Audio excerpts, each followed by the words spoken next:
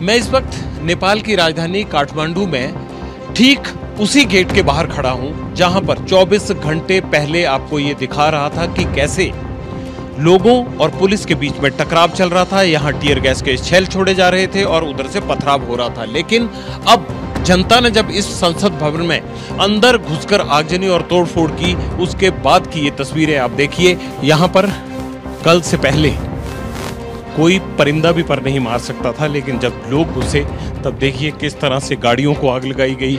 जो सरकारी वाहन हैं उनको आग की भेंट करने से पहले तोड़ा गया।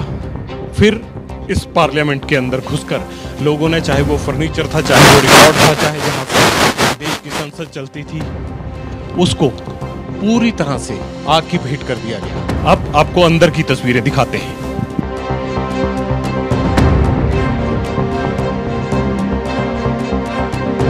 संसद भवन के रिसेप्शन एरिया का हाल देख लीजिए। आग लगने के बाद पूरा रिसेप्शन एरिया को, चाहे ऊपर जाने के लिए कॉरिडोर बना हो, उसे तहस नहस कर दिया गया।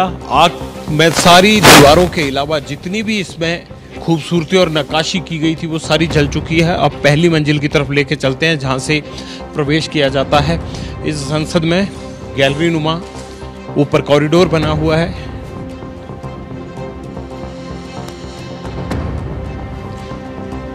अंदर धुआं भरा हुआ है, अभी भी कहीं कहीं आग सुलग रही है। पार्लियामेंट के जो ऑफिसेज ऊपर बने हुए थे ये सब जल चुके हैं। इसे पूरी तरह से दोबारा व्यवस्थित करना होगा, इसे बनाना होगा।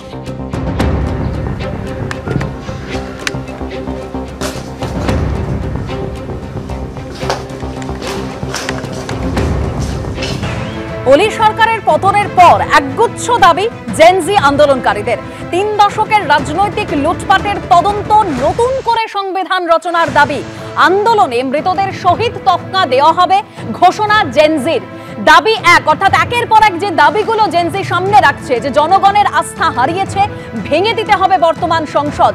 2 নম্বর, যুব সমাজ, বিশিষ্টজন ও বিশেষজ্ঞদের দিয়ে সংবিধান সংশোধন বা নতুন করে রচনা করতে হবে।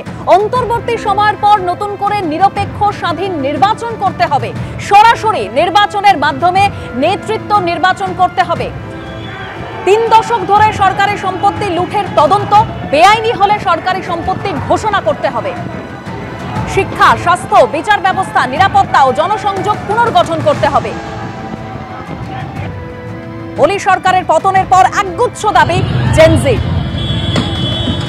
3 দশকের রাজনৈতিক লুটপাটের তদন্ত, নতুন করে সংবিধান রচনার দাবি জানিয়েছে জেনজি।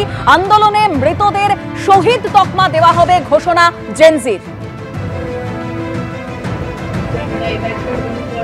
আমাদের বর্ডারগুলোতে এক জায়গায় 10 জন এবং আরেক জায়গায় 5 জন এই পলাতককে এসএসবি গ্রেফতারও করেছে এবং তাদের ধরে আমাদের দেশের মানে সীতামারি ডিস্ট্রিক্ট এবং আরেকটা ডিস্ট্রিক্ট সেইখানে পুলিশকে, লোকাল পুলিশকে হ্যান্ড ওভার করে দিয়েছে। এবার তাহলে ট্রেনটা তো আপনারা যেটা বলছেন সেটা মিলে যাচ্ছে যে তারা সোজা ভারতের দিকে আসছে।